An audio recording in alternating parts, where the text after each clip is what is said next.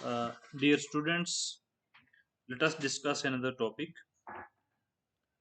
the protocardates, their general features and phylogeny. Protocardates are the word protocardata are lower primitive cardates.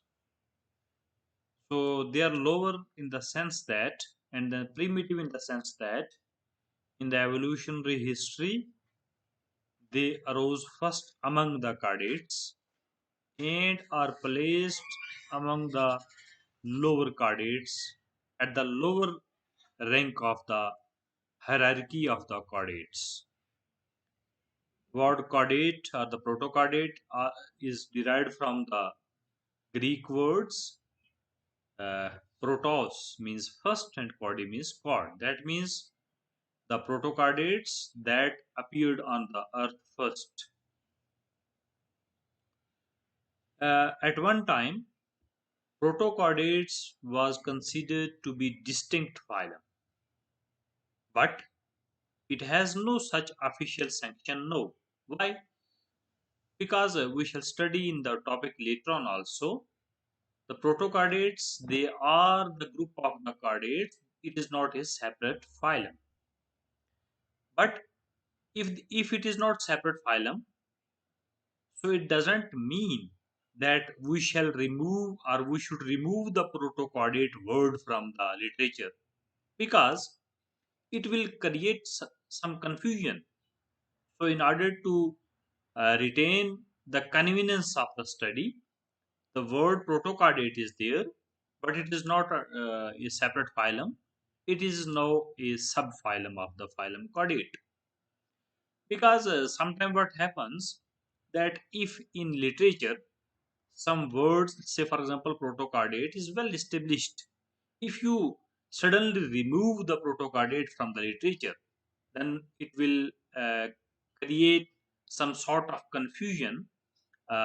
So which will not be which will be inconvenient to the uh, study. So for making the convenience of the study, the term is retained there, but as a subphylum of phylum chordata.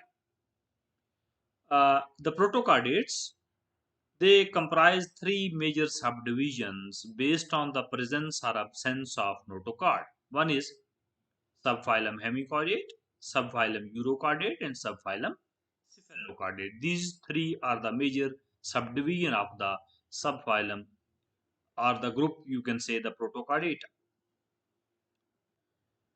Now let us see the hemichordata. The first subphylum was hemichordata. Hemi means hemi and the chordi. These two are the Greek words which means half chord. So chord here means the notochord, because we have studied in the previous lecture that uh, the chordates, they must bear the notochord, because of which the name is chordate. So they have the half chord. That is why the name hemichordate. But the half chord that was previously assumed by the scientist as a notochord is not a notochord. Its existence is doubtful. What actual that was? You can look at this. This is the digestive system, the pharynx part. From the pharynx, a, a diverticulum, dorsal diverticulum has arisen, which can be called as stomachord, which can be called as stomodial diverticulum, which can be called as buccal diverticulum. So it is the diversion of the digestive system on the dorsal side. But when scientists looked this animal first, they were not able to establish the relationship of this very stomachord, that it is a part of digestive system. So what they presume, because the notochord is always present on the dorsal side of the digestive system in the chordate, so they presume this as a notochord, but this is not the notochord. So for this reason, the hemichordate is nowadays treated as a independent non-chordate phylum. No, this group is not considered as a group of phylum Chordata. It is the group of phylum non-chordate. Again, because among the non-chordates, because it comprises of only 80 species, so it is a minor phylum. It is not the major phylum. Though uh, half chordate character, the word that means the half chordate uh, is justified. No doubt that they are half chordate. Why? As the only chordate character shown by them is the presence of gill slits. So presence of gill slit is there. So not all the three major characters of chordate it bears, but the presence of gill slit is there. Notochord is not there. Nerve chord is not there. So they are the half chordate. Therefore, most of the text place them as a subphylum of Chordata to avoid controversy. So it means, based on the pharyngeal gill slits, scientists are putting it into the this subphylum of the Chordata, whereas because of the absence of the notochord, they are placed as a separate phylum of the non-chordates. Examples of hemichordates are Brenoglossus, these types of organisms, the Cephalodiscus, you can see, and the Rhabdopleura. Such type of organisms are placed under this group Hemichordata. As far as the Urochordata are concerned, Urochordates, Euro means tail, chorda means again chord, that means notochord. Why it is called so? Because the notochord is present only in the tail of the tadpole larva. They have such type of tadpole larva, and the notochord is present only in the tail region of the larva only, not of the adult. Adults are sessile. Adults are encased in a protective tunic called the tunicates or the tunic. They are called tunicates because they have the protective covering called the tunic. So adult don't have the notochord in their body, but only the larva have their notochord on their body. That too in the tail region. That is why the name is urochordate. Other examples are Herdmania, this Oikopleura, Siona, Molgula, Doliolum, Pyrosoma, and Salpa. Uh, as far as cephalochordates are concerned, cephalochordates, Greek word again, two Greek words, kephale means head, chorda means cord. No, that doesn't mean that the cord is present only in the head region. It is present throughout the body. But why the word uh, is associated with the head? Because it extends from rostrum. It extends beyond the mouth in the rostrum. So this extension, because normally we have discussed in previous lectures also, normally this extension uh, of the notochord is not present in other chordates beyond the position of the head, but it is present beyond the position of mouth and head, right at the anterior end, up to the anterior end. So normally it should be present. If this is the mouth, it should be present beyond the mouth, since it is extending up to the head at the anterior most end of the head, the rostrum.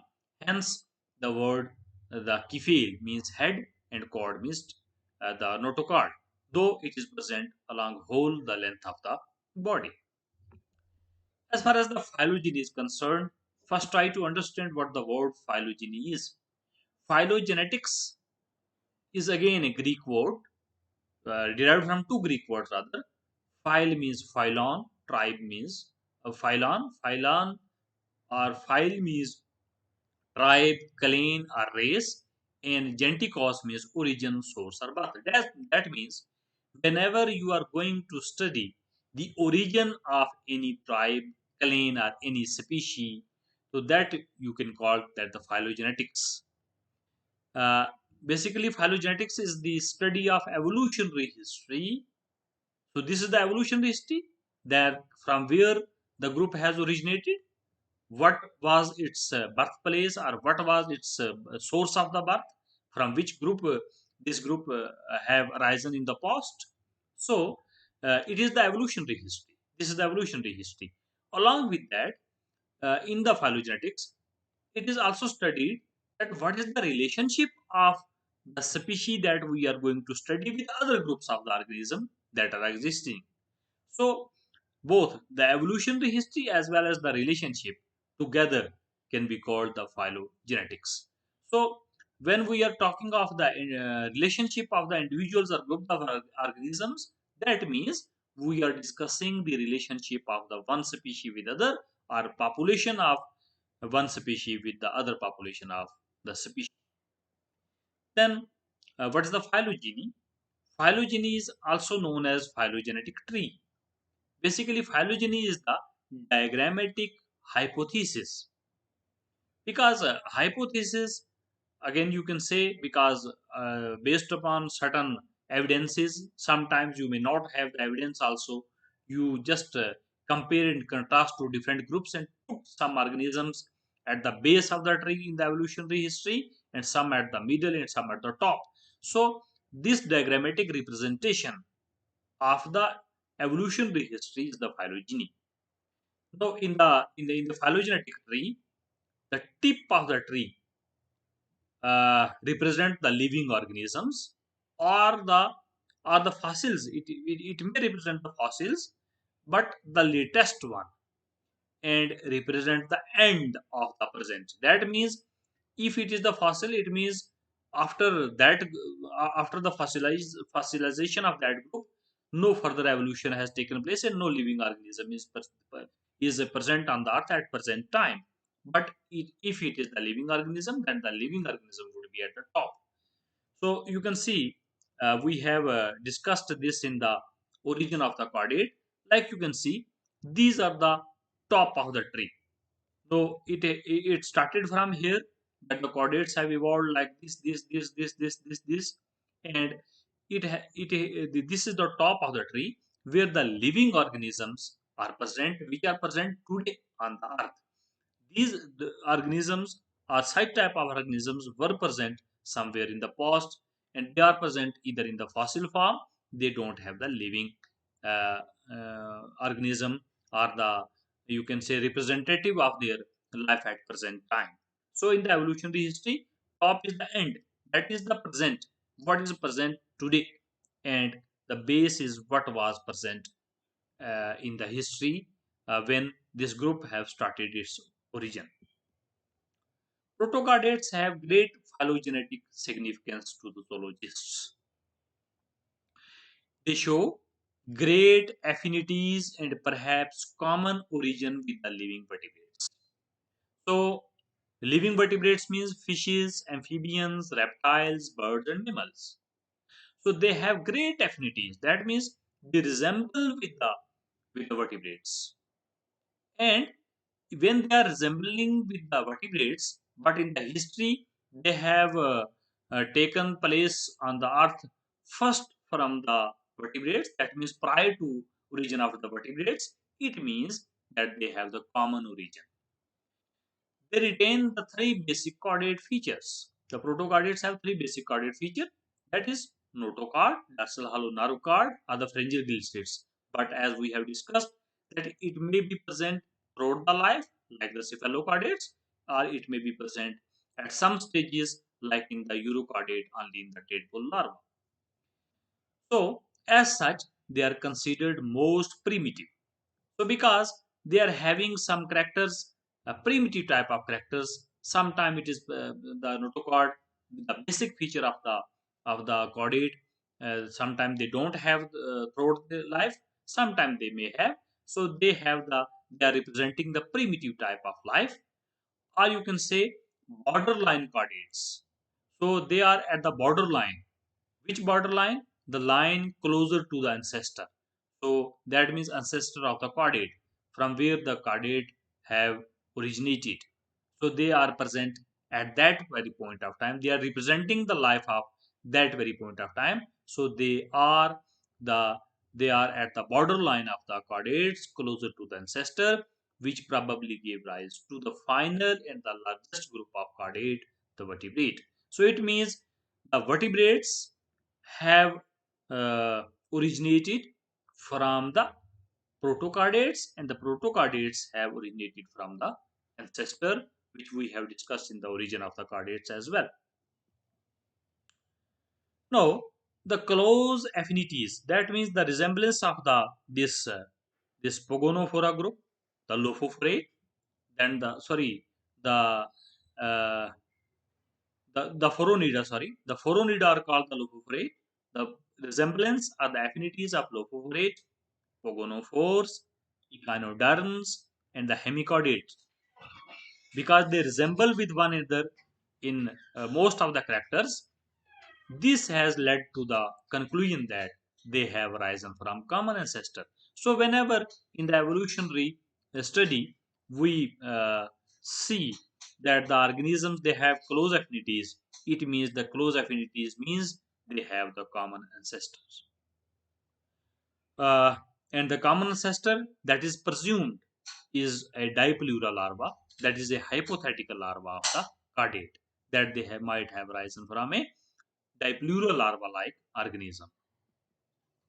Then in hemichordates, initiation of appearance of some chordate characters, like we have already discussed, appearance of pharyngeal gill slits may apparently give the hemichordate the credit of forerunner of the chordate. So we can presume that the hemichordate is not having all the three characters, but say for example pharyngeal gill slits have appeared.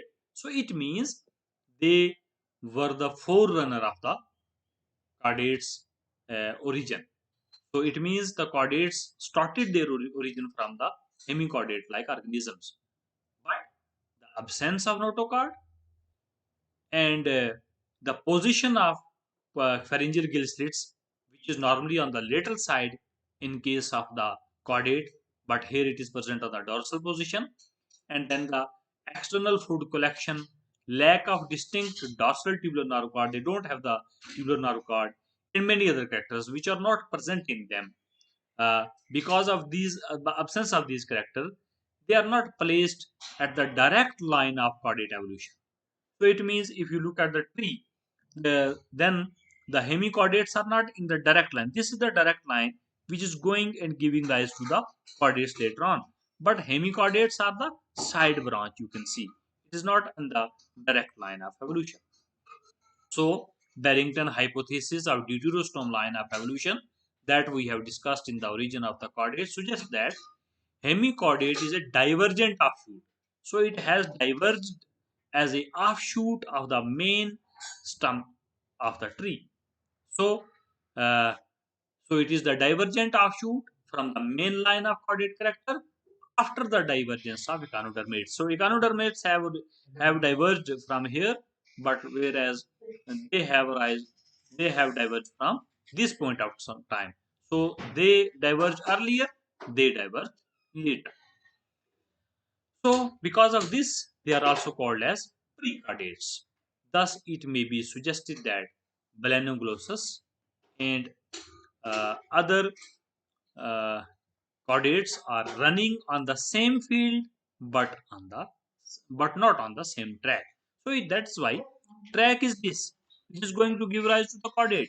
So field is same, that they are either on the left side or on the right side, somewhere in the same time in the history, but not in the direct line of the evolution of the chordates. The Eurochordates are chordates beyond doubt because they have the three fundamental chordate characters, that is the pharyngeal glitzids, the notochord, and the nerve cord, you can say. This also suggests that Eurochordates and the chordates have originated from common ancestors. So why we have placed a Eurochordate over here in the same line? Because of the reason that the Eurochordates have some characters which are resembling with the basic characteristic feature of the chordates. They possess the basic characteristic feature of the chordates. The Eurochordate shows some similarities with the non-chordates as well. But on the other hand, they do have affinities with the non-chordate. Like they are sessile in nature, they are feeding, their mode of feeding, their mode of respiration through water current, all these are the characteristic feature of the non-chordates. But these similarities are due to similar mode of life and parallel evolution. It is because of the reason that when the eukaryotes were evolving, at the same time the other non-chordates were also evolving. So it was a parallel evolution. So because of the parallel evolution and same type of environment, you have the similarities. So uh, the resemblance of the eukaryote with the non-chordate is because of the parallel evolution. And similarities with the hemichordate. And when you compare the euchordate, they do resemble with the hemichordate as well, and the cephalochordate also. So this is because of the remote phylogenetic relationship. That means in the evolutionary history, these groups were closely related to one another. That is why they do have the resemblance with these also. So uh, that means you can say that they were having the common ancestral stock. That means the euchordate, the cephalochordate, the hemichordate, they were having the ancestral common stock. They might have arisen because of the common ancestral stock. That is why in the evolutionary history, we put them under a common ancestral stock. From the common ancestral stock, on one side they are the echinoderm, other side they are the hemichordates, and from the hemichordates, this is the hemichordate, then the euchordate, and the cephalochordate as well.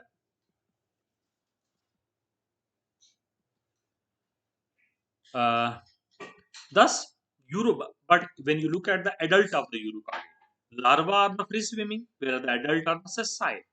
So, this is this suggests that they represent the degeneration, uh, that is the evolution of the secondary modification. That means if the larva was the free swimming, resembling with the earlier lifetime, but the adult is not the free swimming, it is sessile. So, it is the degeneration or the secondary modification due to sedentary and sessile mode of life. Then when you look at the cephalochordates are undoubtedly chordates because they possess all the three basic features: the dorsal hollow nerve cord, the notochord, and the pharyngeal gill slits. The branchiostoma, the organism from the cephalochordate, possess a peculiar admixture of primitive, degenerate, as well as specialized or secondary character. So, if you look at the brachiostroma, they show the affinities with the primitive organisms also because of some degenerate characters, and they are showing some specialized character also, which are resembling with the vertebrates also. As such, it cannot be placed in the direct line of evolution of the chordate. So it means cephalochordates too cannot be placed under the direct line of the evolution of the chordate, but you can presume that the cephalochordates were very close to the vertebrates, and they were somewhere in the same field of the evolution or the origin of the chordates, but not on the direct line of evolution. It is regarded to be generalized and primitive type of chordate, very close to the ancestral vertebrates. So it means the vertebrates, the ancestor of the vertebrates, uh, was very much similar to that of the cephalochordates. But because of the affinities of the cephalochordate and the differences, it cannot be included in the vertebrate as such because it has significant difference from the vertebrates also. Thanks. This is all about the origin of the the protocardates, their general features, and the phylogeny.